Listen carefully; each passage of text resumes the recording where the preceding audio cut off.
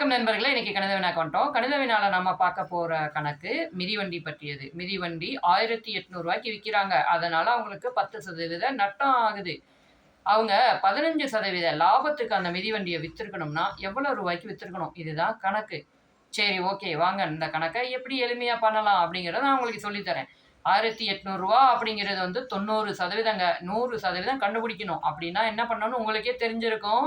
1800 90ஆல வகுத்துட்டு அதை 100ஆல பெருக்குனீங்கன்னா 100% வந்துரும். எப்படி சார் பண்றது அப்படின்னு கேட்குறீங்களா? 1800/90 பெருக்கல் 100. இந்த 1800க்கும் 90க்கும் இடையில அந்த 100 இருக்க மாதிரி எழுதுறவங்க எழுதணும். ஓகேங்களா? இப்ப மேல இருக்க 1800 கீழ இருக்க 90 வச்சு நம்ம வகுப்போம்.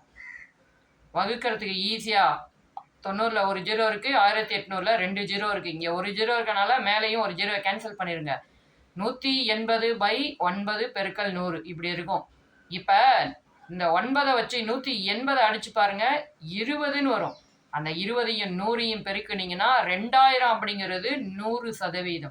நமக்கு 2000க்கு 10% எவ்வளோன்னு தெரியும்? 200ன்னு தெரியும். அப்ப 15% கண்டுபிடிக்கிறது ரொம்ப ஈஸி. 200ல பாதி 5%. ஏன்னா 200 10%. இப்போ அது ரெண்டையும் கூட்டிக்கிங்க, 300. இந்த சைக்கிளோடைய ஒரிஜினல் ப்ரைஸ் 2000. அதையும் கூட்டிக்கிங்க. 2300ங்கிறது அந்த சைக்கிளோடைய விற்பனை விலை. இதே போன்ற கணக்குகள் உங்களுக்கு தொடர்ந்து வரணும்னா நம்ம சேனலை சப்ஸ்கிரைப் பண்ணி சப்போர்ட் பண்ணுங்க.